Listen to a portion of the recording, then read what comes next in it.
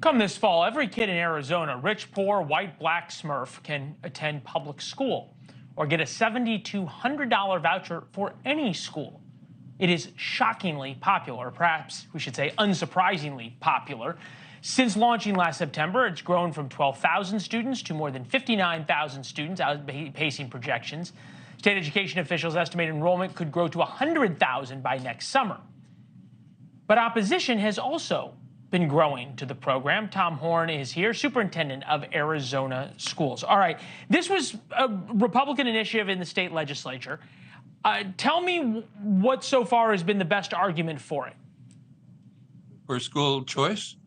Well, there's no one more important to parents than their child. And they're the ones that know their child best, and they know what's the best education for their child. We have excellent public schools, but even a good school doesn't necessarily meet the needs of all the children. So if the school doesn't meet the needs of a particular child, the parent should have the choice to go to another school. Rich people have always had that choice. Now people of all economic levels have that choice, and that's right.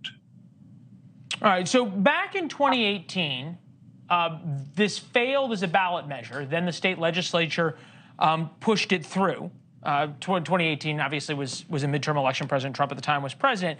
But you've made some powerful enemies in this. Among them, the Attorney General, who says that she may investigate, and also Randy Weingarten, president of the Teachers Union, who, well, doesn't like anything about school choice. Take a listen. There are no controls on this program. There's no accountability, and they are spending hundreds of millions of dollars of taxpayer money, and that needs to be looked at. They just don't want public schools. Milton Friedman didn't want public schools. They wanted to have choice or universal voucher systems, but this time they don't even care if they even have public education, and they will brutalize anyone who is in their way.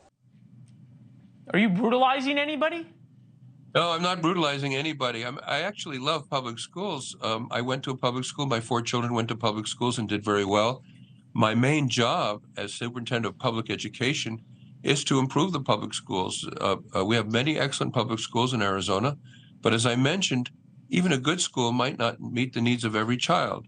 And rich people have always had why do you think it's so important, if you are such a proponent of public schools, and I understand what you're saying, and we got to take note how popular this program is, but why is it so important to have vouchers if we can't make public schools as good as any school?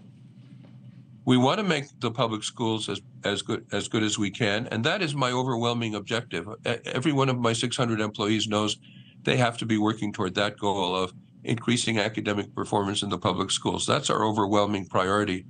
But even the best school doesn't necessarily meet the needs of all the children. And we have families that have 2 children in public school and they're happy, but one child, that child's needs are not being met, and they send them to a private school with our.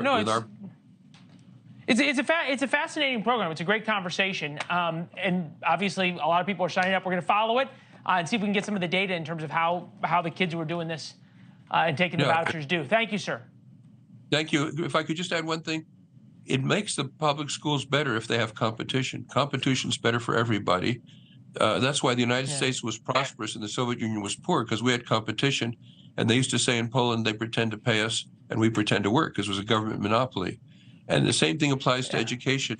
If they have competition, they're going to do better academics so they don't lose their children to the private schools. Thanks for watching. Go to newsnationnow.com to find NewsNation on your television provider. And don't forget to subscribe. Click the red button to get more of NewsNation's fact-driven, unbiased coverage.